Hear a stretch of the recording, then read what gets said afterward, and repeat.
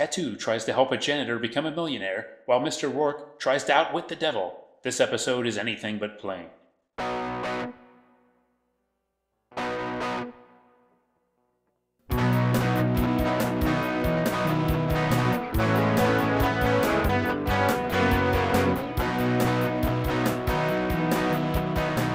Battle of the Network shows. Join Rick Brooks and Mike Kogel as they explore the TV of the 70s and 80s through hand-picked episodes of their favorite and not-so-favorite series.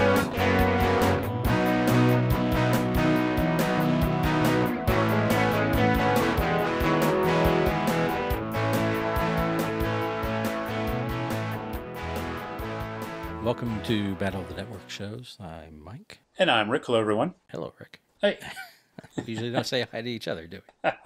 Yeah, we don't. No. Yeah. And today we're getting into the other show from ABC's Big Saturday Night. We've already done The Love Boat, of course. Mm-hmm. I think which we both agreed was the perfect 1970s and 80s TV show in a way. I agree, and in fact, I believe I'm on record as calling it the quintessential television show, period. That's right. So I certainly would agree with that statement, yes. And well, I guess we can call it sister show, although tonally very different, Fantasy Island. It didn't seem to have the same cachet as Love Boat, despite the fact that people keep seeming to try to bring it back. Right. We're on our, about to have our fourth attempt, I think, on the Fox network, at least counting the movie and the previous iteration. And I guess there was maybe another one that didn't ever go to air. So that would be 5.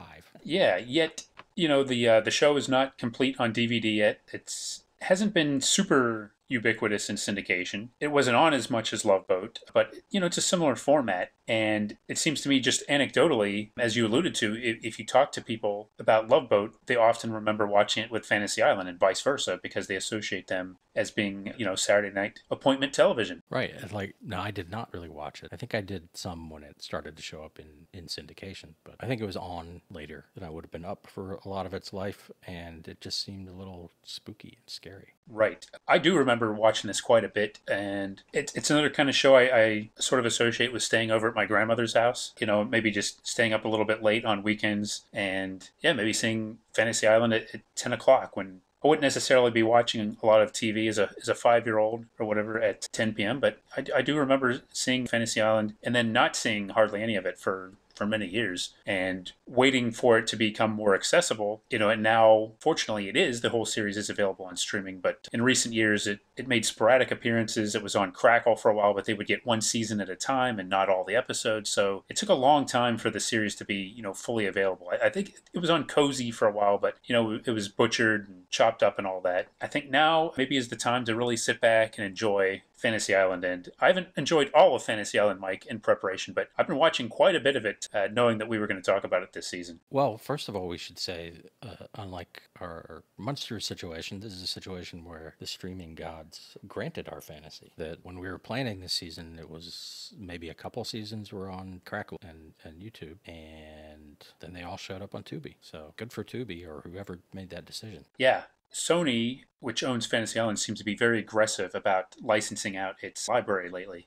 Which is funny because Sony, and now Sony does not even own Crackle, they did, but they sold it out. So Sony is the studio that doesn't have its own streaming service yet. In many ways, it's a lot easier to find their 1970s and 1980s TV shows than it is any other studio because there's so many big gaps, like in Warner's and Paramount. Even though they have these big streaming services, there's so many other shows that aren't available on there right now. But the Sony stuff, it's scattered, but so many of the shows, now you can really find them. I didn't even think about Fantasy Island being Sony because I associate, since Love Boat is Paramount, I just assumed Fantasy Island was too. Right, and Aaron Spelling, connected with both. That's how big Aaron Spelling is. He was bigger than any one studio. Wow, and bigger than any one network. This is true. But maybe this would be a good time since we were talking about the whole Saturday night thing. This is I think this came up on our Facebook group a while ago. We were talking about what other versions of must-see TV were, like for the 70s and 80s versions of great TV lineups or memorable ones. And we had an interesting discussion. I think this did come up like Saturday nights on ABC. But what you don't think about is what came on before Love Boat and Fantasy Island on ABC. I did some research, and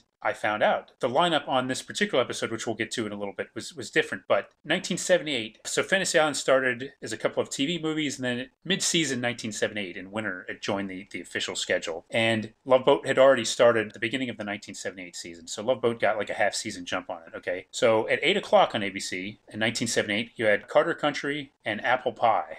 Apple Pie was the Dabney Coleman, Rue McClanahan series. Carter Country was the attempt to cash in on, the Southern Chic or whatever with Jimmy Carter and everything. 1979, in that time slot, was The Ropers at 8 o'clock, and then Detective School, I believe with James Gregory was in that, I think, at 8:30. 1980, ABC tried Breaking Away, which we talked about a little while ago in our deep dive into the 1980 TV season, based on the hit movie, but the TV show, not so much a hit. 1981 brought us the show Maggie, which was a sitcom based on Irma Bombeck's columns, I think, or Irma Bombeck co-created it. And it was followed by Making a Living, which of course became It's a Living, but didn't last on ABC, but had a decent run in first-run syndication. So that's 4 seasons where ABC was unable to really find a successful leadoff for the evening. Until finally, 1982, ABC found something that would stay in that 8 o'clock Saturday night time slot, and it would outlive Fantasy Island. So for 2 seasons, ABC had stability in 1982 and 1983 with this show, Love Boat, and Fantasy Island. Would you care to guess at all what that show was? No.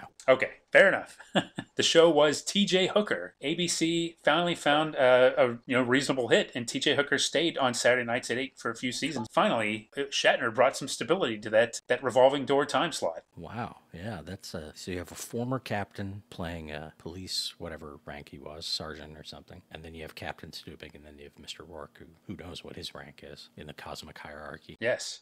And wow, you got Kirk and Khan on the same night. Exactly. So for 2 seasons, I guess the classic lineup would be TJ, Love Boat, and Fantasy Island. And T.J. Hooker was an Aaron Spelling thing too, right? Yes, I believe it was. That's some dominance right there. On Saturday nights, I mean, bringing up that whole issue of, did America give up on Saturday night TV, or did TV give up on Saturday nights, America watching? You know what I'm trying to say. Yeah, interesting.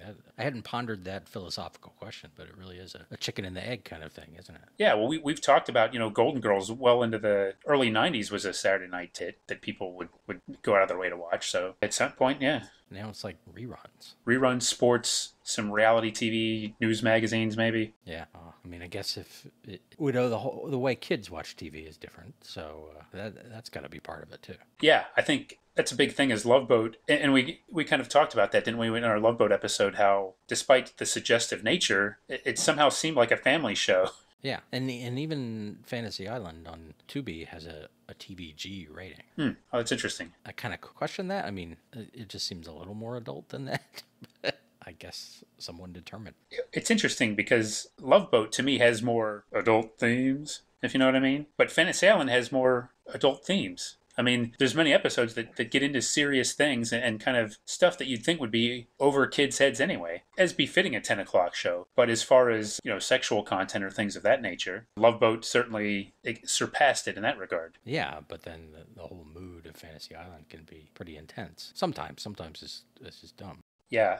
Or lighthearted, not dumb, and even like one of the stories we're going to discuss in this episode, there is a threat of death, but overall it's pretty lighthearted. But yet, as we may have even mentioned before, we definitely have kind of talking other times where Dallas came up, but Fantasy Island was ubiquitous in pop culture. Like everybody knew the plane, like Tattoo, and I don't even know why. Yeah, and maybe at the end of Love Boat, right before you went to bed, you would see the beginning. Or something, but I think I may have even brought up this joke before, but like a kid's joke, at least in our neck of the woods, was what kind of M&Ms does Tattoo like? I don't know, what kind of M&Ms? The plane. Nice. Well, Hervé Villechaize was a small-sized performer, but an outsized performer. It seemed like he was bigger than his show. I mean, maybe it's something like that where I'm you know what? I'm not sure of this, but I would bet you that he made the cover of at least one issue of like Bananas or Dynamite magazine. It just doesn't seem right. And actually, as we're podcasting, of course, live to everybody as they listen to it right now, I'm looking at my Funko Pops of Tattoo and Mr. Rourke side by side. So kind of going to your point, yeah, Fantasy Island, people know about Fantasy Island as a thing and as a concept. And these are great Funkos. And where are the Love Boat Funkos, by the way? And where's the Christopher Hewitt as Lawrence? Or more importantly, where are the Mr. Belvedere Funkos? Yeah, that's a good point. I don't think I knew you had a tattoo. Funko, not a tattoo. Yes, I have a tattoo of tattoo. Oh, really? No, not really. No, Is it smaller than your other tattoos? it's actual size. It's an actual Oh, size tattoo of tattoo. I bet there's probably somebody with that. Yeah. Like their entire back is. Yes.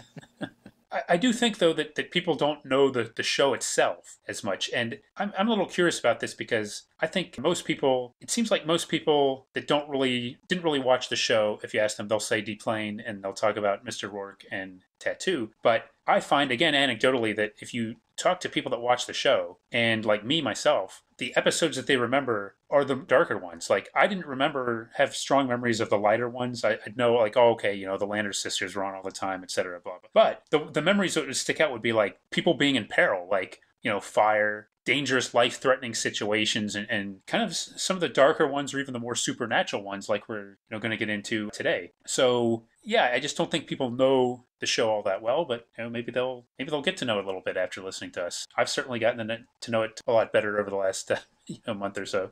I have too. I mean, I haven't watched nearly as many as you have, but I feel like I've got a good handle on it. It is kind of wildly varying in tone sometimes within an episode. Yeah. And that brings up questions for me about like the production of it. I know there are lots of other in-story questions we have that we won't have definitive answers for. But because usually the credits have different writers for each segment, which The Love Boat did too, I think, or sometimes did. And occasionally, at least, it seems like you don't even see the actors from the different segments like in any shots together. Right. And it makes me wonder, did they just come up with a bunch of segments and then decide which ones went together? And you also have like, one of the actresses from this is in at least one other episode this season. Yes. So did they bring her back later in the season, or did she just film both parts like in a couple of weeks? And well, I do believe it would be easier to bring them back because, much to my disappointment and perhaps to everybody else, they did not shoot on location.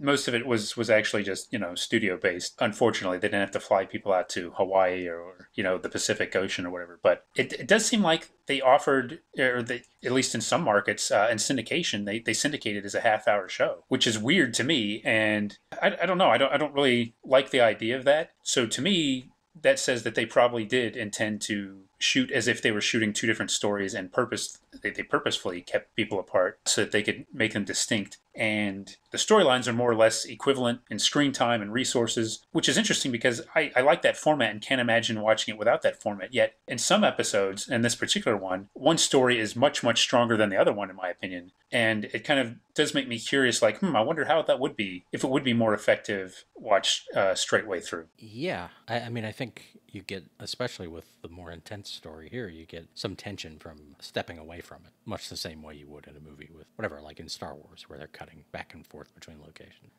You get added tension. But on the other hand, yeah, sometimes it's like, just get back to the other story. I don't care about this thing. Yeah. Or now this one, I felt like, despite I agree with what you say about one being much stronger, there's like a more thematic cohesiveness than normal. Interesting. Which we can get into later.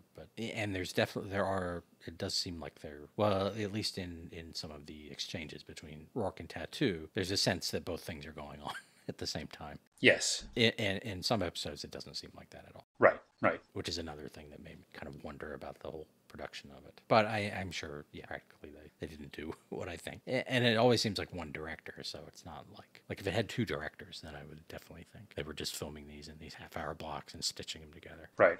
And there's there's so many thematic constants, like the fact that Tattoo and Rourke have their iconic white suits that that would make it easier to be interchangeable from a production standpoint because they're wearing the same thing. Right. And the opening and the closing parts welcome the guest, and when they send them off, and there are little bits in between that have maybe recurring gags, especially with Tattoo, like whatever his scheme of the week is. Yes. But his scheme of the week rarely has anything to do with the main stories. Yeah, and in this particular episode, there's one bit in the middle of it, which we'll get into, which is more or less disconnected from the rest of the episode. I mean, you could sort of connect it to it, but it seems almost like filler to me. And I guess we'll get into that. Like big picture, the concept, if people don't know for some reason, there's this island somewhere in the Pacific, or maybe, depending on who's interpretation on another plane of existence entirely. Yeah, and we know all about being on other planes of existence, from holding the Batty Awards there. So Right. we're no stranger to that scenario. I'm wondering if we should start get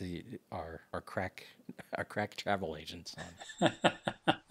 Maybe booking this year's baddies at Fantasy Island. That would certainly be an appropriate venue. And people go there and pay, I guess, a lot of money. I actually saw in some article the number $50,000, but I never heard that on an episode. Yeah, I don't think that I've heard or that specific amount. And some of these people clearly don't have that kind of money. Yes, and I think I have seen episodes where they've made specific references to like waivers or people winning lotteries or sweepstakes or something. Yeah. Maybe some of them have to do like, it's like a summer camp kind of thing where they get a scholarship by doing work. Yeah. Being waiters and things while they're not having their fantasy. Well, it would help out the infrastructure of the island and, keep it a self-sustaining place. Right. So anyway, come there and they have the fantasy and seems like quite often it's a fantasy that doesn't go exactly how they plan, but usually they come out okay at the end, I think, and they learn a lesson. Yes. Almost invariably, they grow in some fashion. Yeah. Now, that same article I read, I think it was Looper, kind of made it sound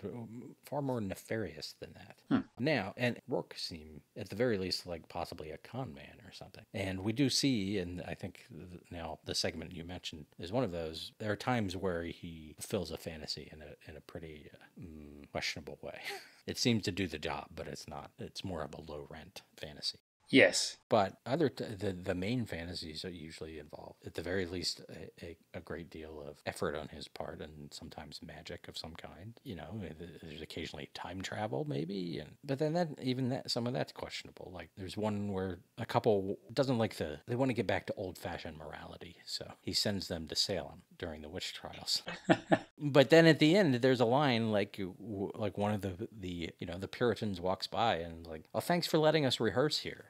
So in that case, it was just all like, a bunch of actors. Yes. And there are many instances where somebody finds like their true love, and then it just so happens that a descendant of that person is actually on the island at that moment, or there's some other circumstance where even though the person that had the fantasy assumes that they will never meet that person again, they wind up reunited at the end of the episode. And then the island itself, there are a lot of questions that I have, some that come up in this episode. Like one, there are lots of guests sort of milling around and stuff that just seem to be there to have a good time. Right. Like, so is it, I guess there's a resort, it's like any resort, they're tiers. Yes. They just come in vacation tier, and then there's the fantasy tier. But then it seems like there's stuff going on the island that has nothing to do with the resort. Yeah, that's my biggest question of everything, too. And I do assume that there's some kind of package where you can just go and just enjoy the pleasures of Fantasy Island or whatever Rourke says in this one. But, it makes you wonder, do the people that pay the $50,000 or whatever for a fantasy, do they also get like an all-inclusive package? Or I hope they don't have to pay extra for that. Seems to me like if you pay for the fantasy, you should get all the benefits of the island included. Yeah, free drinks. And I mean, it seems like they have cottages, And, yes, the bungalows. Yes. And then there are clearly there are other little islands around too, where a lot of the workers come from. Yes, and the one big thing that always seems a mystery is like so many people from the mainland who wind up showing up in the fantasy with no explanation of, like, every now and then there's an explanation of how they got there, but many times they just show up, or they happen to be there, or there happens to be like there's a boxing tournament on the island going on, Right. Well. Which at least is a reason to have them, but so Fantasy Island seems to be there's so much going on. Yeah, I wonder what athletic organization governs boxing tournaments on Fantasy Island. I don't know, or commission. I mean, is it the Mr. Rourke Gaming Commission? I guess gambling is legal there because we see someone doing some horse betting in this episode. I wouldn't be surprised if, as far as boxing on the island goes, we know that Don King probably would be allowed on the island because we know that Roddy McDowall's character makes it on the island today. So if he's allowed, then Don King could probably get on the island too. So maybe he was probably involved in the early 80s. And where in the Pacific is it in relation to Gilligan's Island? Ooh. I had not thought of that. Well, I know Tina Louise was on Fantasy Island at least once. Bob Denver was. Not sure about the others. Or the rest. Jim Backus was on multiple times. Yeah. Was, the hotel they built on Gilligan's Island, was that in competition with Fantasy Island? Did Fantasy Island miss out on getting the Harlem Globetrotters because of it? I don't know. I wonder if maybe Fantasy Island might, sometimes I think it's more of an upscale resort destination. And Gilligan's was going more for, more middle class, more affordable destinations, but I really don't know. Your professors and your Mary Anns and your Yes. and your billionaires. Yes. They had tiers too.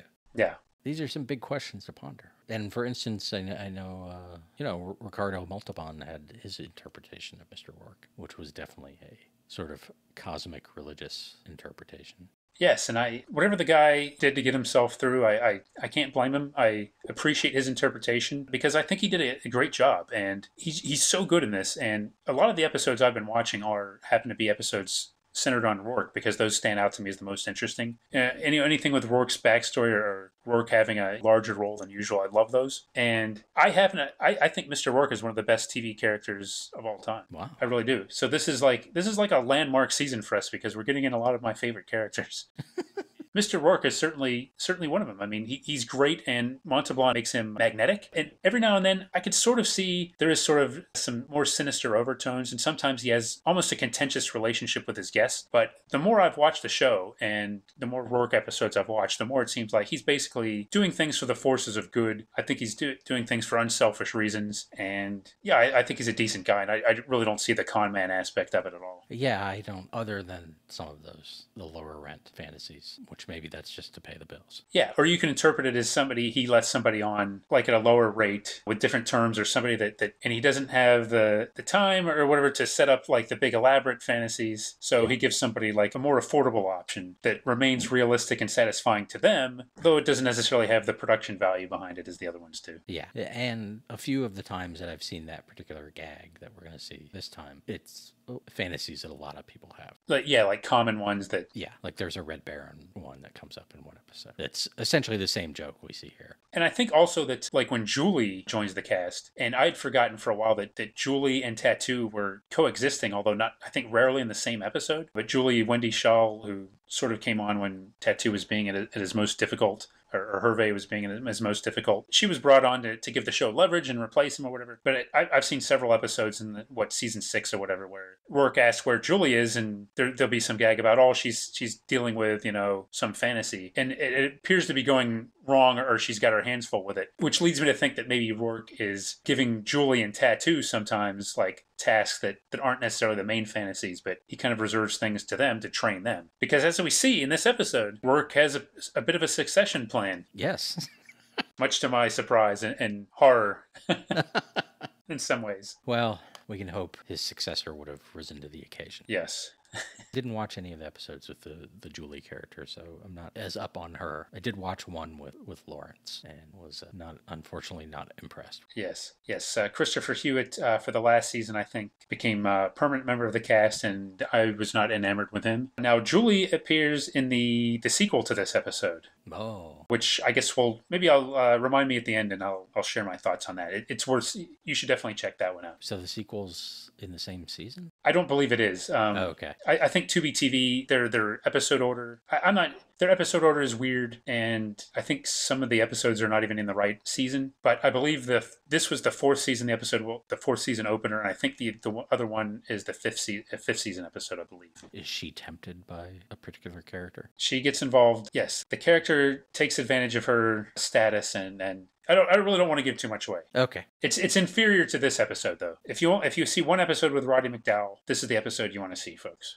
Right. And do you know much about the creation of the show or anything? I know it started as movies, as many things did back then. Yes, and the story goes that it started as a joke. I think Wikipedia has this. Like, I think Aaron Spelling was involved, and they sort of threw out they're pitching something else, and they sort of threw out the idea, what do you want? Where everybody can go to the island and have their fantasies fulfilled, kind of implying like, fantasies of a adult nature, trying to spare our 2 to 11-year-old demographic here. And ABC actually loved the idea and told Spelling to create that, and that's how it happened, supposedly. And yeah, it started out as TV movies, did well enough that it got in the mid-season schedule and became a fixture for 7 seasons. Counting that first season was a abbreviated one, but yeah, 7 seasons and 152 episodes. And almost all of it in the same time slot, that Saturday night 10 p.m. And one explanation I want to make, in 1979, they actually tried to move Fantasy Island to 8 p.m. and it didn't take. So they put on ropers and they switched Fantasy Island back to 10. So it actually started its second season, I think, at 8 p.m., but it didn't last more than half a season, I think. So a pretty consistent run for the show, and yeah, it got started just out of those origins, and I mean, I guess the network was not really into the casting of either of the leads, but Aaron Spelling prevailed. As Aaron Spelling often did prevail, I believe. Yeah. Now I don't know exactly why they wouldn't want them, but you can think of reasons. Ricardo Montalban was certainly had well, I guess, a respectable film career, right? He did, yes. Not a big star, but had a fine living in many films. Often stereotyped as the Latin lover, that kind of role. Now, Wikipedia says that ABC wanted Orson Welles, which I guess if you have your heart set on Orson Welles, yeah, Ricardo Montalban might seem like a bit of a come down, but aside from that, yeah, I don't see any problem with that casting. I also saw John Huston as one of the suggestions. Wow, now there would be a guy with a sinister edge to him, I would imagine. Welcome to Fantasy Island. But still a twinkle in his eye. Yes. I don't know if the white suit would have looked all that good on Orson, to be honest. No, he might have refused to wear it, right? Yeah, he may well have. Let's go ahead and say it. He would have. Yeah. He would have refused many things about the production of this show. He would have wanted a dark suit with one of those weird billowing tie things he wore in his later life. Right. But now imagine him and Hervé sharing the screen together. Contrast. Ah, yes. I am imagining that, and my eyes are adjusting slowly. It would be quite a sight. Yeah, and of course Hervé became a problem later. Yeah, it's weird. I mean, he had an interesting life and humble origins, but it seems fair to say, at least from what we know publicly and from reputation, that fame did not suit him all that well. Although, he had difficult circumstances and a rough life. Yes, yeah, it does seem like the fame went to his head a little bit. Yeah, well, he demanded, more salary, and I guess that was one of the big things he was fighting over, salary. And it's a lot harder to get salary demands if your behavior off screen is not impeccable. Yeah. And really, Rourke is the star of the show. He is, but then Tattoo was such a fixture that you could see. There's an argument there that he at least maybe deserved a raise. I don't know if he deserved equal pay to the lead, but maybe a nice bump, a nice raise would have been suitable. And granted, ratings did go down after he left, but on the other hand, the show was in its 5th, 6th season. TV was changing, and it's not like they plummeted off a cliff so much. So really, I think Tattoo is an essential part of the show for most people that remember it. But me going back and watching the episodes, I don't miss Tattoo when he's not there. Yeah. Rourke is the one that I watch for, not Tattoo. I think that is central. You got to get that casting right. Yeah. Of course, I mean, on the 90s remake, Malcolm McDowell, from what I've seen, is quite good. It's everything else. Yeah. Not good. And who knows about this new version. Mm-hmm. And I haven't seen the movie, although that seems pretty much like a horror movie. Yeah, and that was, I think, widely panned. Well, I guess we should get into this. Yeah, this may be the longest we've ever gone without getting into the episode, or this specific episode, but I think it's worth it because there's so much to talk about with the show, and a lot of this will come up, but, Fantasy Island itself, even this one, don't have the most intricate of plots, but I will mention what was on that night, as is tradition. The episode we're going to talk about has 2 titles, because it has the 2 storylines, The Devil and Mandy Bream, and Instant Millionaire. And as I said, it was the season premiere, the 4th season premiere of the show, following, I'll get to that in a minute, but it aired October 25th, 1980. And ABC that night had Nashville Palace, which was a country music special, which had Roy Clark. I think he hosted it. And it also had Mickey Gilley and Catherine Bach and Andy Griffith. BOTNS favorite Andy Griffith was on that as well. And how many of those people also appeared on Fantasy Island? Mickey Gilley did. Andy Griffith did. I'll bet Catherine Bach did. I would think so. If she did, I'm going to watch that episode. I would remember it if I had seen it. She was definitely on Love Boat. Yeah. And Roy Clark, he very well could have been. He could have been, yeah. I'd like to see that too. Mickey Gilley was on a number of episodes, right? Yeah, Mickey Gilley had his own episode about the creation of Gilley's. It was called like Everybody Comes to Gilley's, and in the episode, Mickey Gilley is a musician named Mickey Gilley who opens up a club named Gilley's. Wow. So yeah. The secret origin, who knew? Yeah, it's a good one. And he's not entirely sympathetic in the episode either. It's kind of an interesting one. I'd recommend that one. Did Jerry Lee Lewis show up at all? He did not, no. And this is interesting too. So the Love Boat season premiere preceded this episode of Fantasy Island, and the Love Boat season premiere featured among its guests somebody that we've talked about on the show, a favorite of ours, one of America's America's most beloved celebrities and actors, an award-winning legendary performer. And yes, I'm talking about Vic Tayback. And also Tom Hanks was in the same episode, too. How about that? Wow, that's pretty big. Yeah, Vic Tayback, and you get Tom Hanks as a bonus. Yeah, and Vic Tayback certainly appeared on Fantasy Island. I think he might have been in each season, because I've seen at least 3 or 4 with him in it. Not always as one of the main guests, but yeah, he's in there a lot. Hey, you get somebody that does it well, you bring him back. Sure. For Vic Tayback, Fantasy Island was like Celebrity Bowling was for Ernest Borgnine. Yes, it was. When things wrapped up at Alice, he would just wander over to the right Fantasy Island set. Hey, you got something for me this time? Yeah, he had a standing invitation to show up anytime, and Maybe he and Ricardo were like really good friends. Maybe, I could see that. I would love just to see like an interview of Ricardo Montalban talking about Vic Tayback. Yeah. The word that comes to mind is bemused. I'll bet he would be bemused by Vic Tayback. And of course, with Vic Tayback's versatility, he could pretty much fit into any role they would have, need for on the series. Sometimes he was just back in the kitchen. He just wore his costume from Alice. Right. So ABC was really the most interesting lineup that night. The other two weren't that interesting. NBC had a rerun of the final episode of the miniseries Centennial, which I think premiered in 1979. And CBS had the Tim Conway show, the half-hour sketch comedy show, I think. And after that, the 1978 theatrical movie House Calls with Walter Matthau. So ABC had, the big winner for first-run programming, in my opinion, that night. But yeah, The Devil and Mandy Bream and Instant Millionaire, October 1980, right before Halloween, perhaps not incidentally. And for me, a lot of the guest cast, I was like just looking at names. I wasn't totally familiar with people, and yet realized I recognized almost everyone. I don't know who this Adam West character is.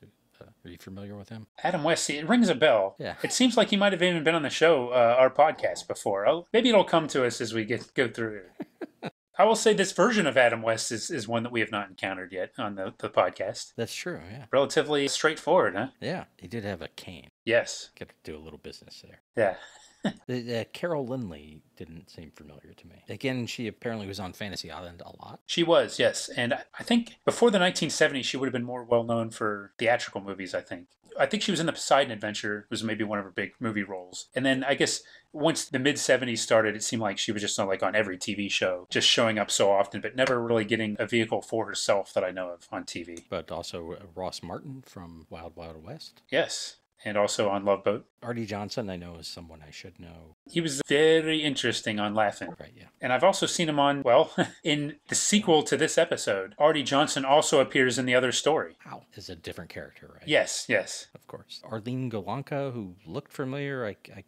I'm not sure what I saw her in as a kid or whatever, but a familiar TV face. Yes, I would bet possibly on Mayberry RFD. She was Ken Berry's love interest, and she also had a couple of episodes on Andy Griffith before they transitioned to Mayberry RFD, but that might have been her biggest role. But yeah, she's definitely one of those familiar faces who showed up a lot in the especially in the 1970s, I guess. Yeah, and then a cameo by Les Nessman himself, Richard Sanders. Yeah, which is odd because if you go to IMDb, he's credited as the racetrack announcer. What?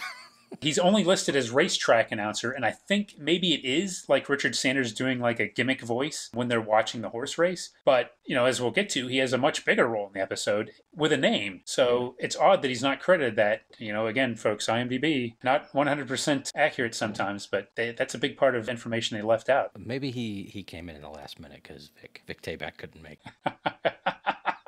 That could be. And one other named individual on the IMDb page, there aren't too many other people in this episode, actually. They keep it relatively lean compared to some other ones. But as Joe Turkel, as Ross Martin's henchman, he was Lloyd, the bartender in The Shining, which is right about this time. And that's what I kind of recognized him from. And again, another sort of ubiquitous character actor, I think. So that was kind of interesting. And he, gets a fairly substantial role in this episode. So that's kind of cool. Yeah. The Devil and Mandy Bream segment was written by Rule Fishman, and Instant Millionaire was written by Skip Webster and directed by Vincent Edwards. Yeah, Vince Edwards was first known as Ben Casey on TV in the 60s. And I think it's interesting. He did do quite a bit of directing in the 70s, but he seems to have left directing in the 80s and gotten back into acting primarily and voiceover work also. also. So I don't know about you. I thought he did a really good job, or directing this episode. I think it's very well made, which is what made me look up, how much else did he direct? But it seems like he had a stretch where he was concentrating on that, and then for whatever reason got out of it. Right. Well, of course it opens with the credits and the plane, Tattoo ringing the bell and all of that. Mr. Rourke telling everyone smiles, everybody, and often a bunch of, as Lori pointed out, non-native looking women are the ones kind of frolicking about as he, says that. And giggling. Yes.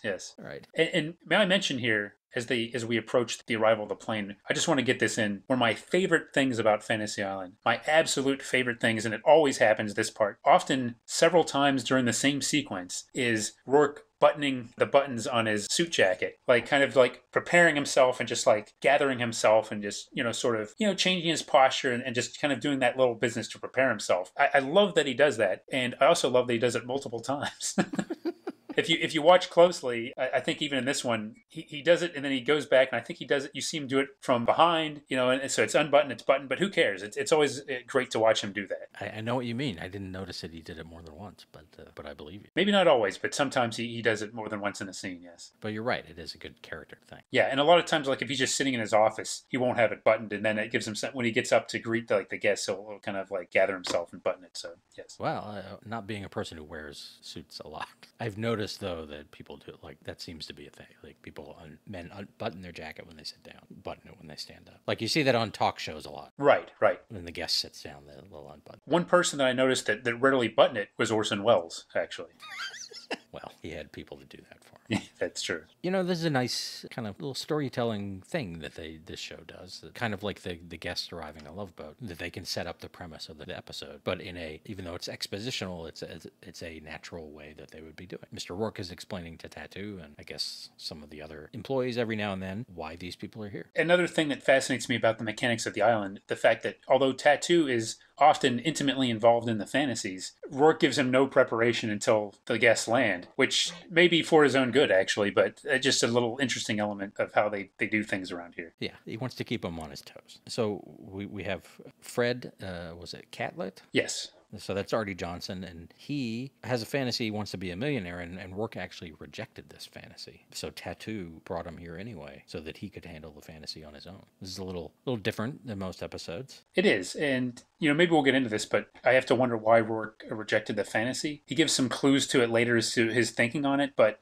with all the fantasies that he does approve, it does seem odd that he would have done this, which makes you wonder, maybe this is all part of his plan. Yes, did he reject it? Yes. Did he just pretend to reject it? So the tattoo, is it really Tattoo's fantasy? Could be. Rourke is very efficient, as we find through the series, about killing two birds with one stone and fulfilling multiple fantasies, unbeknownst to the people until the end. Yeah. Will he be docking Tattoo's salary until this fantasy is paid for? Well, that's kind of a sad thought. Maybe that's how he keeps Tattoo there. Oh, no, I hope not. Because it's not the first time he's, at least let him do something, a little extra. Like in the episode that involves some women wanting to be Charlie's Angels, he gets to sort of run that fantasy and be, as he said, he always wanted to be Bosley. Yeah. What man hasn't wanted to be Bosley? It really tells you a lot about Tattoo, doesn't it? It does. They always wanted to be Bosley. Some men, might dream of being Charlie. Other men, they're destined to be Bosley. Maybe Tattoo's a lot more like the rest of us than we realized. He knows his limitations. Yes, he does.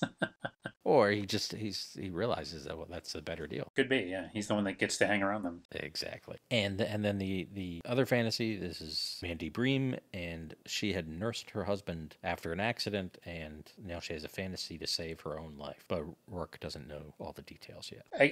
Again, breaking precedent, and that element, that fascinates me. I like that. I like that little detail. It made the episode more interesting right from the get-go for me. Yeah, it adds some mystery to it. And I noticed I noted an appearance of the Tattoo car, which is one of my favorite things. Tattoo's little miniature version of the cars they drive around. Yeah, why did Corgi never create a little die cast or a car of those Fantasy Island mobiles? Yeah, I don't know. I'd love to have one. And I don't know about this season, but that article I read mentioned that at some point they replaced the original cars with Plymouths because of Multiband's Chrysler connection. And then Tattoo is in Rourke's office, and there's a phone call, and asks the person on the other end of the line asks if he received his special delivery, and there's like a box on the desk, and Tattoo opens it, and it has a potentially magic lamp in it. And Tattoo, of course, is the kind of person who would see the potential in a magic lamp. Yes, that's a good way of putting it. Aladdin's lamp, I think they specifically say even. And then Mr. Rourke takes Mandy out to Cabo Davadica, which the locals say is a place with on the coast, and that it has evil spirits. And Rourke is trying to get information from her and tells her a problem shared is a problem half solved. I like that bit of wisdom. Yeah. It might seem trite coming from someone else from him. It was like, yeah, that makes sense. Now, I just thought of this, but it makes me wish that every show ended with him doing a G.I. Joe style PSA. That is a brilliant idea. That would have worked for sure. Then after he leaves, we get our first appearance of Roddy McDowall speaking from the shadows in a little place where the rocks are dug out and there's sort of smoke around him. And he points out that they had a bargain, he and Mandy, which indicates who he probably is. I mean, the title does too. And she wants out of it. And he says, well, if she brings him a special flower, Queen Omega Orchid, potted, not cut, so that it's alive, then in a certain time frame, then he'll release her from this bargain. Which is for, did they reveal it here? It's for her soul, her immortal soul. Yes, I think they did. I think they made it explicit this early on. I believe so. And a notable aspect of his appearance is that his suit is a exact reverse of Mr. Rourke's suit. He's got a black suit with a white tie. Yeah, I really like that touch. Yeah, I didn't really catch it until they were, facing off later, but that really worked. And let's just say, Roddy McDowall is an effective devil. Yeah, right away we get a glimpses of two things. One, how they'll shoot him differently and kind of use the lighting to give him that aura. And two, how McDowall is going to play the character. And that sort of refined, dapper sort of devil. It's one way to play it. And it's, like you said, it's extremely effective in this episode and very entertaining. Yeah, and he's very physically contained, which might have to do with maybe the way they were lighting him. But it works. Like, he's not gesticulating or anything. I guess it's similar to Rourke, too. He's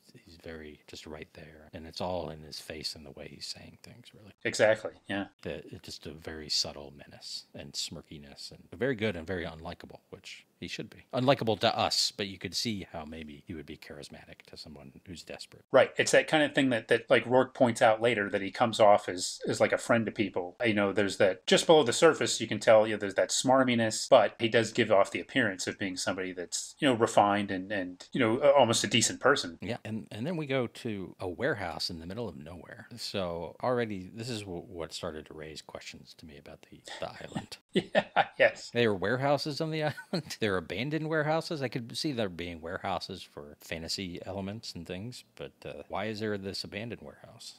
And Tattoo and Fred are meeting there, and Tattoo has Fred wish on the lamp, which Fred thinks is ridiculous, but he does it. Yeah, and he should have thought it was even more ridiculous when Tattoo yells "rub it" at him. When an agitated Tattoo yells "rub it" at you, that might be the time to question your role in this fantasy. Right. Just a thought. Yeah. And then we cut to some bank robbers being chased like down a mountain freeway. And at this point in the show, I assumed that was like in a totally different location, and I thought the lamp was actually magic. Yeah, and it's Ross Martin, and so two guys and a woman, and they make her get out of the car and hide the money. So she flings it into this gully, and it goes through a window in the warehouse. So I thought it had magically like transported from California or something into the warehouse. But we learned a little bit later, no, they were just passing by the warehouse. Yeah, and so where is this bank? Where is this highway? My belief... There are local cops, not just Fantasy Island security? Yes. My belief is that though the series is not internally consistent, that this episode at least demonstrates that there is a thriving local community on Fantasy Island that's distinct from, although intertwined with, the tourism industry. Yeah. I guess you would need police. Yeah. So I guess it's maybe where a lot of the employees live, the ones who don't live on other islands or in the compound. Now, the only other version of that I could think is that the island sort of mutates, for lack of a better word, based on Mr. Rourke's needs. Yeah. Because at different times there are different villages, and there's that Dracula episode where there's a castle and all sorts of things. The villages are always the same village. Yes. Because it's a backlot. But then that makes you think, oh, it's just the same village and he's redressing it. I can accept that. I just happened to see multiple episodes of this village Right. within a very short time span. But does raise questions. But indeed, the topography is changing according to the needs of the fantasies. For some reason, I buy that more than I buy there being a town. I don't know why. Anyway, but the briefcase does fly through the window, and it has $1 million, and the Tattoo and Fred just start throwing money at each other. It's like a sort of like a version of the person, swimming in money on their bed or something. Yeah, they're delighted. They are, but it's also weird because it's from the bank, so it's all banded up. So they're really just throwing bricks of cash at each other. Right. And we go back, and Mandy tells Mr. Rourke about this fantasy to have this flower, and he's a little skeptical still because that seems like a different fantasy than saving her life. I mean, she says it will, but he still doesn't understand, or at least acts like he doesn't understand. And then her husband, Philip, Adam West, shows up, and he's got a cane because he was injured, and he wanted to be there with her. So, like you said, it's pretty straightforward role. He's not a creep. Yeah, it's nice. And he's not Batman. He is not. He's a guy who loves his wife. Right. And then we have the scene with Les Nesman that is definitely the thing that doesn't have anything to do with the rest of the show. So he appears in Mr. Rourke's office. He's wearing like a sea captain, old-time sea captain outfit, and is very animated. And Mr. Rourke asks him how his Errol Flynn fantasy went. And he's very excited about it, but he does mention that he's a little disappointed that the pirate ship he was fighting with Blackbeard in it seemed a little bit small. And then he leaves, and Tattoo comes in a Blackbeard outfit and looks very weary and asks Mr. Rourke if they could hold off on the Blackbeard or the Errol Flynn fantasies for a while because he's already been sunk 4 times this week. Yes, and almost like he was discussing Vic Tayback, Rourke reacts with typical bemusement to Tattoo's reactions. And I will say that you could almost believe, I mean, the timing might be a little off, but you could almost fit this into everything else by saying that Rourke is sort of half punishing him for going around his back and bringing Fred's fantasy on board, even though he had rejected it. So that could be one interpretation. Another thing I'll say is, for many men at that time, an Errol Flynn fantasy would be something more akin to what the original joke pitch was on for Fantasy Island, if you know what I'm saying. And that's all I will say about that. But I think I do. And this, I mentioned it already, but another episode I saw had really an identical scene, but with a Red Baron fantasy and Tattoo coming in later in an outfit, and he was tired of crashing little airplanes. So it's also, good use of Tattoo, I guess. It is. I wonder if are those scenes to give Tattoo some more business? Is it a way to get a guest star on the show that they didn't have a whole story for? Did they need they tape a bunch of those as filler segments for when they were short? I don't know. And now I should go back and look who that guest was. Maybe it's always Richard Sanders. That would be interesting. But it's kind of a nice running gag, like his various other schemes and things. It works in relationship with him is interesting. Like sometimes, like scenes like that and with those sort of schemes that never work out, Rourke seems kind of condescending. Yes. And almost like mildly repulsed or something. Finds him distasteful or something. Even in this one, he doesn't let him off the hook right away when he asks if, could please stop the Errol Flynn fantasies. He says, well, we'll see about that. And then he kind of smiles about it, but he doesn't say, okay, that's enough. he kind of lets him twist in the wind a little bit on that one. Right, but then later we see that he actually has quite a lot of feeling for him. Yeah, and some degree of respect. Yeah. It's interesting. Now, part of Ricardo Montalban's interpretation of Mr. Rourke is that he's prideful. And the little interview I watched where he was talking about it, he was talking about pride in the sort of Catholic sense, of the 7 deadly sins sense, and how in real life he never used the word proud. He never said I was proud to be an American. He was honored to be an American. That's interesting. So for him, his idea is that Rourke is is an angel, but still has the sin of pride, and so is doing whatever this job is. And I guess until he learns his lesson.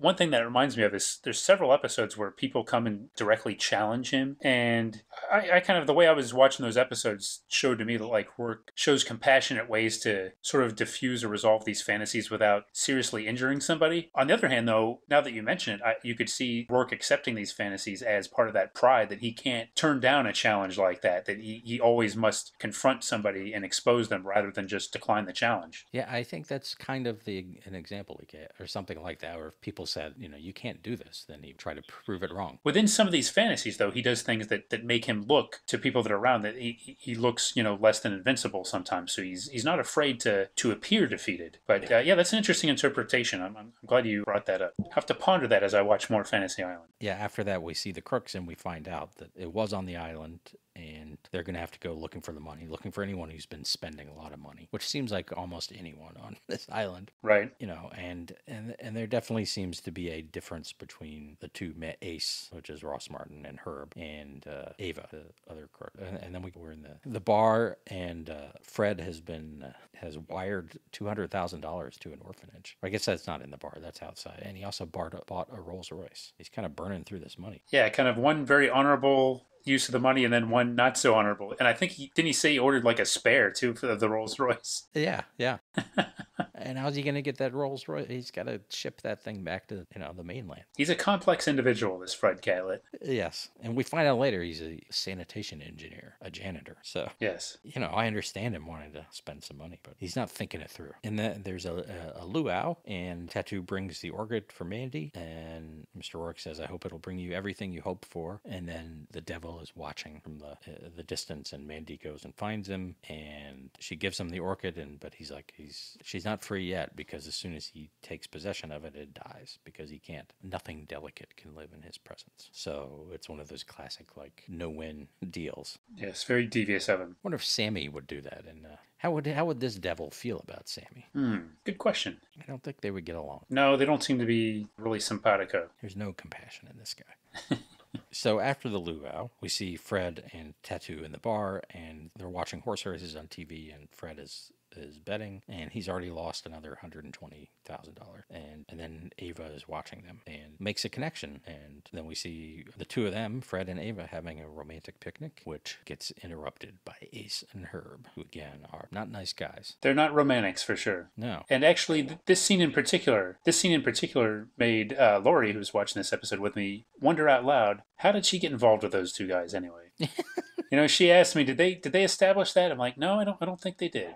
But it was perceptive of her to wonder that. Yeah, I mean, at that point, I thought, she was taking advantage of Fred, which, I guess she sort of is, maybe. But yeah, she certainly seems a more compassionate person than those guys, those mugs. Yeah, I thought the same thing too. And then by the end of the scene, it kind of looked like, okay, she really likes, Fred. Ross Martin is really pretty intimidating in some of these scenes. Yeah, he's kind of nasty. Yeah, and is he already wearing in that his blue and yellow outfit? I don't remember, but at some point he has like a very loud. He might be blue and yellow outfit with a neckerchief. Yeah, but he still looks tough. That's some acting there. It is. He pulls it off. Yes, but they seem very 1940s gangster kind of characters. Definitely, yeah. And there's a scene between Rourke and Tattoo where Tattoo is hiding the lamp behind his back, and then Rourke tells him that the lamp isn't even magic. So disappointing for Tattoo. He's crestfallen. And then we have a very important scene where Mandy finally tells Mr. Rourke what's going on. And of course, he already knows, because he always already knows. Yeah.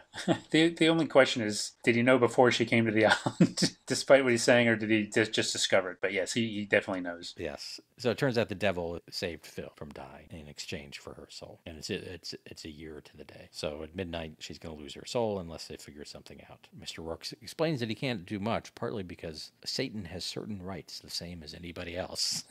Mike, I love the fact that sometimes you and I will write down some of the same expressions because we have to, and that was one I was like, oh, okay, we have to mention that. So I made sure to. I did love that quote and the way he says it. Just again, and I just want to mention here, there were a few times that Lori who was watching with me, she might have been amused by certain parts more than others, but they're really playing this fantasy. They're playing it very straight, and even Rourke, he's saying this in all seriousness. They're not camping it up in this one. It sounds sort of ludicrous when you highlight that quote, but he's totally serious when he says that. Yes, and of course, anything Ricardo Montalban says sounds cool. Yes, good point.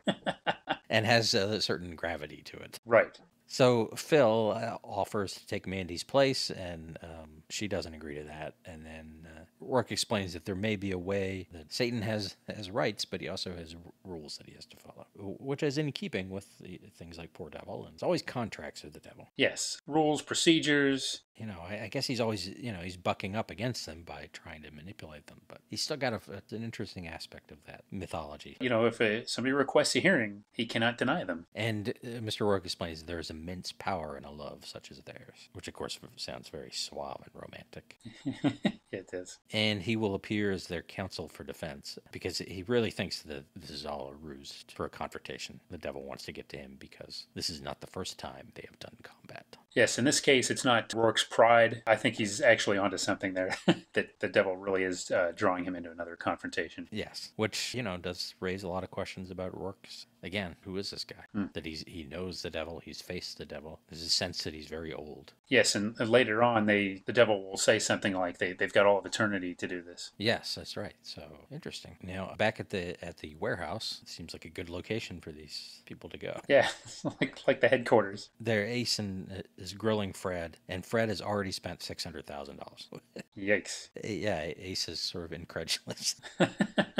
And then he's like, okay, well, we got to kill you. And both of Fred and Ava. But Fred makes a bargain that he'll get him the full $1 million by midnight. So Ace wants it delivered to a graveyard by Tattoo. And then we have this very, I think, very good but very emotional little scene between Rourke and Tattoo.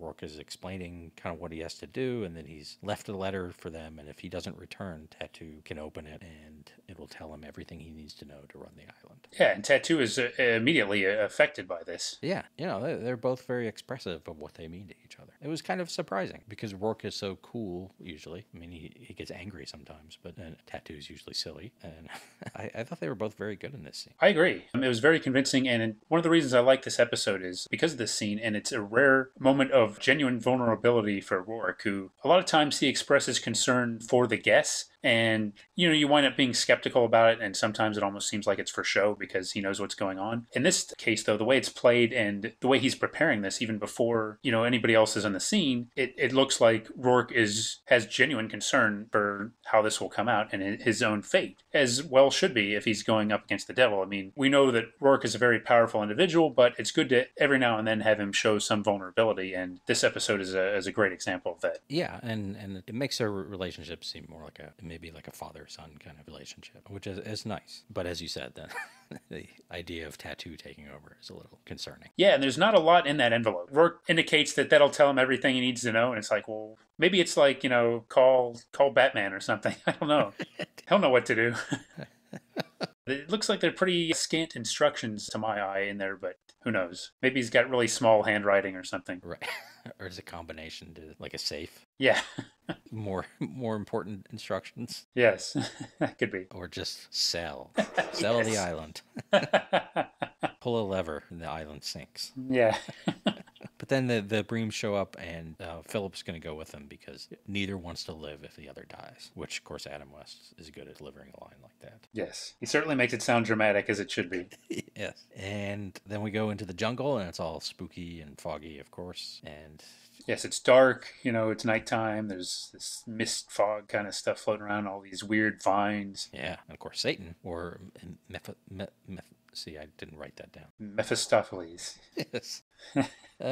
Some may call him Mr. Scratch. Some call him, he should have had a scene. I would have liked to have seen Roddy McDowall go for like 10 minutes, like listing off all the aliases that people have for him. But again, Ricardo Montalban says that great. Yeah. Just rolls off his tongue. It really does. Not mine. And they've come to demand a hearing, and Rourke offers him, depending on the hearing goes, all of their souls or none. And he wants to see the contract. In a different spooky location, we see Tattoo delivering the briefcase to the graveyard, and then there's an owl. Again, that raises questions about the topography. Like, I don't know how many giant owls live in the tropics, but it's appropriate. And back in the jungle, Satan is being very smug about everything. He has an answer for everything, but Rourke calls him a hypocrite. And Satan says he prefers master politician. Yes. And meanwhile, the Breams sneak away, and there are all these, like, flying heads. Yes, like sort of spectral, ghastly flying heads like coming right at us. Yeah. It's pretty cool. I mean, keep in mind, this is broadcast TV, 1980. And, I think it's pretty impressive for atmosphere and visuals. I think they do a really good job of establishing this as a particularly,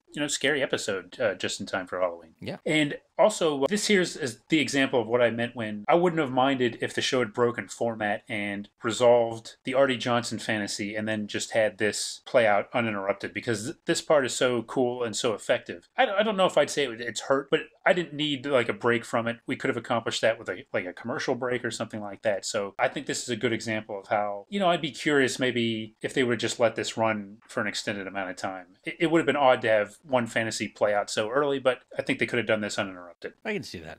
I like that they're happening at the same time. Yeah. Like that to me makes it feel more connected than normal. That's a good point. There is a similarity that there's this risk to mortality and these menacing figures.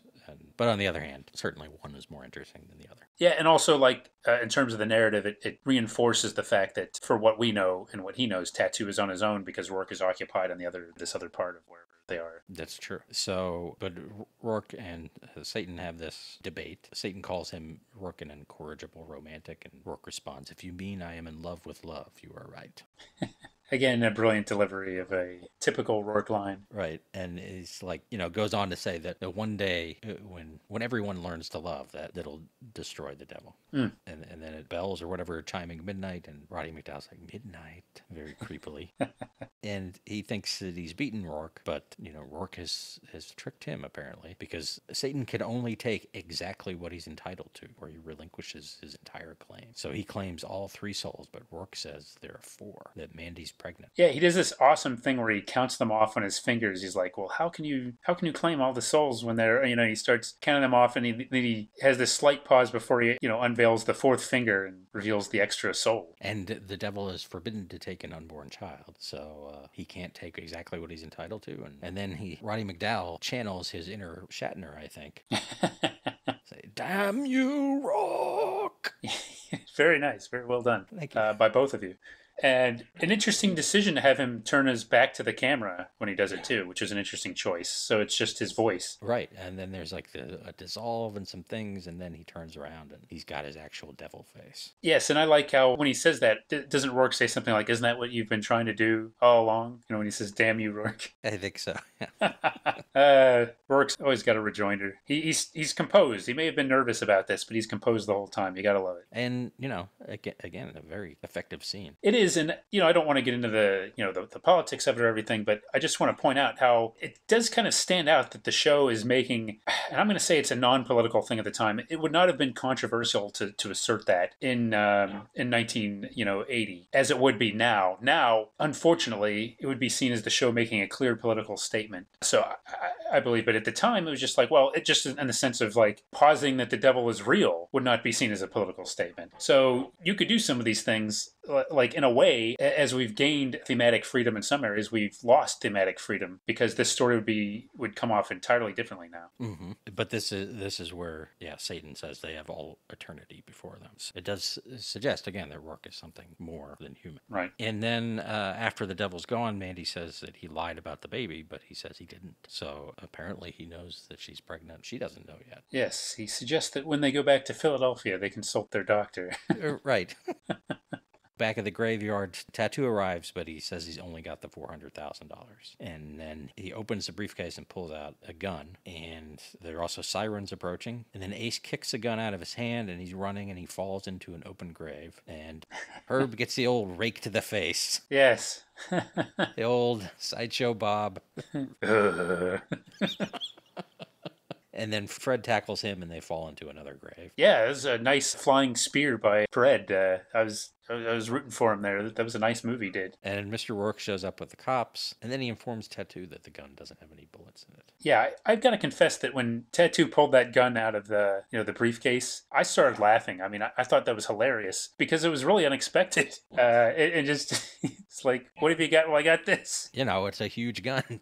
Yes. Or at least in his hands it is. Oh my gosh. That was something else. And then we have the farewells. Just one other thing I want to mention too is Rourke asks him, like, where in the world did you get such a large, dangerous weapon or something? And Tattoo just says, I bought it, just so casually, like you expect him like, I had it laying around. No, he went out and got it for himself. And I don't even know if he got it specifically for this. It just seemed like he just happened to have it, or he just bought it for his own protection, maybe. Something about protection, yeah. Yeah. But where did he buy it? Well, apparently Fantasy Island has, gun shops, pawn shops.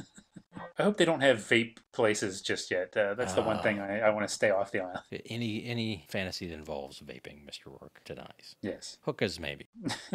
Right. There's a tradition there. Yes, and the Landers sisters could play. Oh, hookahs. Hookahs.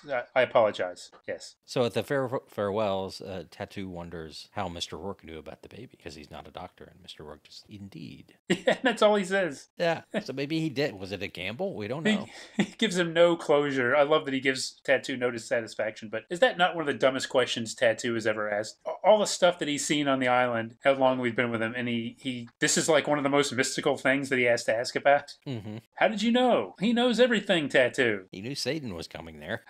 Old Tattoo, never change. And Fred says, thanks for an interesting fantasy, but, Tattoo's like, well, you didn't get anything out of it, ultimately. But then it turns out Ava was an undercover cop. How about that? I guess that explains how she got hooked up with those guys. Yep, think so. And so Fred gets the girl. So he doesn't get it to be a millionaire, but he gets the girl. I assume he didn't get to keep the 400 that he had left since it was stolen. He had expressed dissatisfaction with the way his fantasy was going earlier, being about to die and all that, but I think it turned out pretty well for him, and I'd go ahead and say this is another satisfied customer. Yeah, and I bet it gives him confidence to I think so. Find some better work. Yeah. And Rourke denies any involvement. Like, Tattoo even lays out what he thinks. He thinks that, this was all a plan, and she intentionally threw the money through that particular window. And Rourke made it happen. Rourke set up the money to go through the warehouse window, and Rourke gets all innocent. He's like, how could I? Yeah. And he does yet another, knowing kind of grin. And it's great to see that, twice at both endings he does that to him. It's just really good stuff. And he says, that, sometimes it's better not to know, not to be sure where reality leaves off and the magic begins, even for himself. Yeah. Maybe that's a message to podcasters who would talk about the mysteries of the island. I think it is, because as fun as it is to speculate, I think I told, I had seen a few episodes of the Malcolm McDowell version, and it seemed like they were at the very least hinting at answers in a more direct way. Like they had a goal of it maybe answering them as they went along. Ooh. So they were planting little seeds. Like it definitely seemed like it was some sort of purgatory situation, at least for the employees. Like the tattoo stand-ins were definitely people who had died in shady circumstances and were trying to redeem themselves. And Rourke was sort of treating them much worse than this Rourke treats Tattoo. And there was like a magic travel agent and, some sort of organization involved. Like it wasn't just his island. There was this travel agent, and the travel agent was Fivish Finkel, and he was, in one episode, was trying to ruin Rourke, who was getting inspected. The island is getting inspected. Wow. So he was trying to ruin him so that he could take over the island. These all sound like mistakes. Yeah, it's a little bit like how prequels sometimes answer too many questions. That's my big fear about this upcoming thing, is that there's going to be some continuing narrative that the network made them come up with some end game, and then they're going to have to build up to things, and why can't you just have an anthology show and leave some mysteries and leave something for us podcasters to talk about in 40 years. Yeah, and for current web people not to talk about. I know they don't want that, but does anybody want to see week-to-week speculation on Fantasy Island? Not everything has to have that kind of continuity. Yeah, I don't want to know what Easter eggs are in this episode of Fantasy Island. No, just be what the show is, which is an anthology, like you said. And I like that these questions are fun, but like I said, I don't need to know the answers. I don't know if the show would be. I think the show would be less satisfying if I knew it definitely was purgatory. I agree with you. Or some cosmic place where people have to become better people. Yeah, I think the show has enough. They drop enough little things here and there, and the fact that the show is inconsistent about some of those things, that's fine. That's going to happen if you have some kind of supernatural element that you don't need to or bother to fully explain, and I'm okay with that. Yeah, that's my fantasy.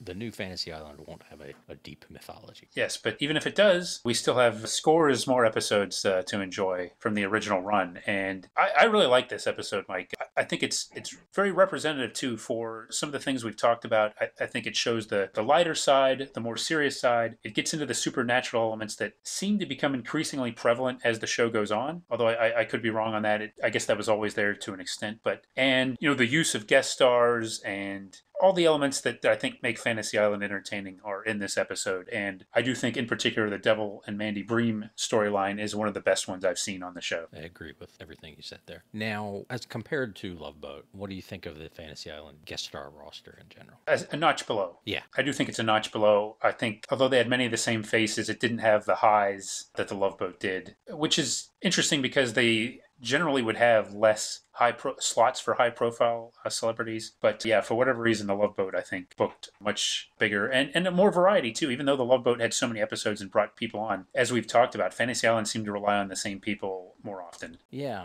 I wonder if maybe being a more dramatic show limited the pool a little more. Like, some of the more comedic people, like Charo showing up on Fantasy Island, maybe would be a little odd in a way that. Although she does show up on Fantasy Island, oh, of course, but it's in one of the lighter fantasies. I think she's actually might be in more than one episode. She goes and searches for her ancestors, and it's kind of a ludicrous thing. So I'm not disputing your point. Your point is well taken.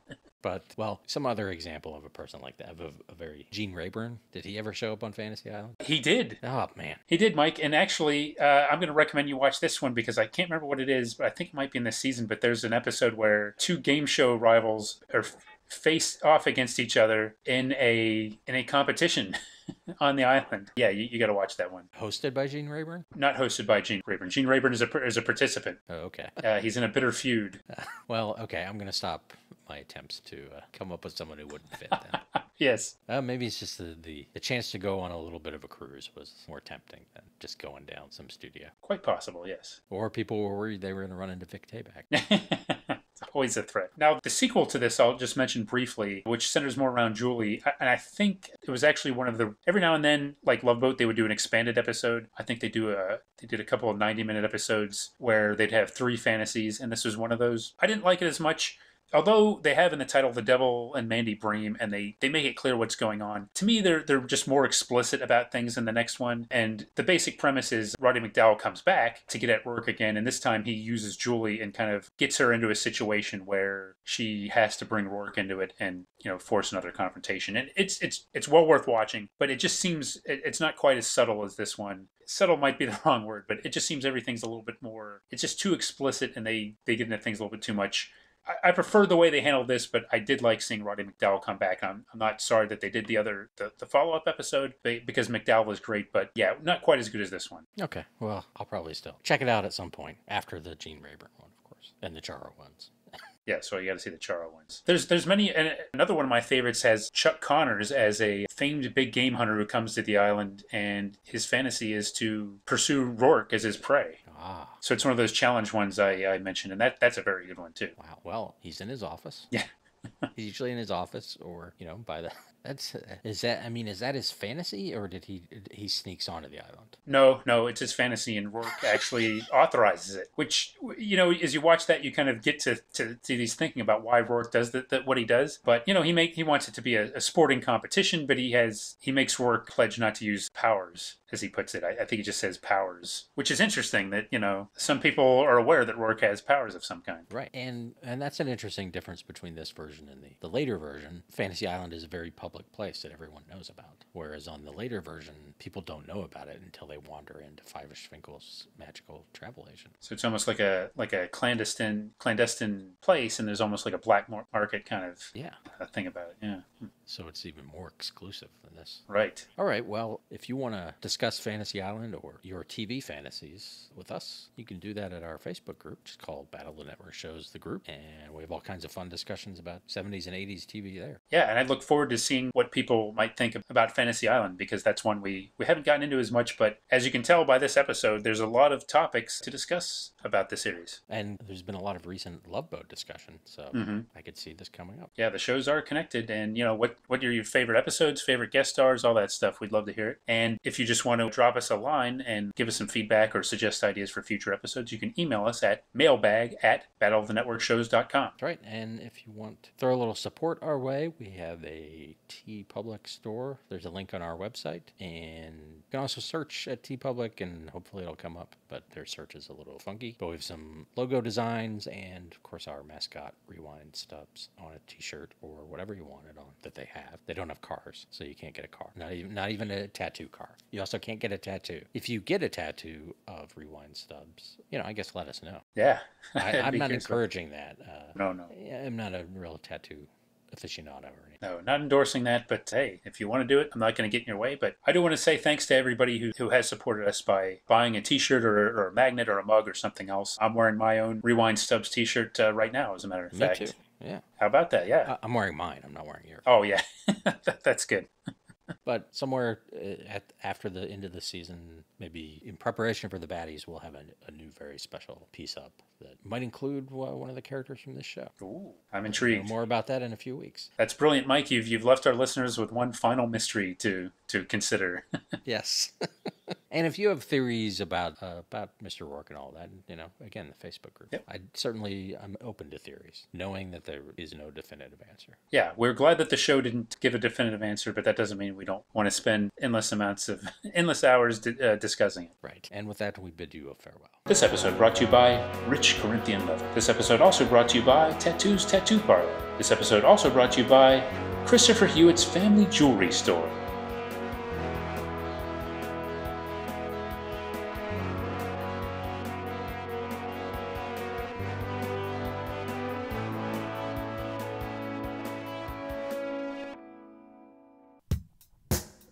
Join us next time for another exciting episode of Battle of the Network Shows.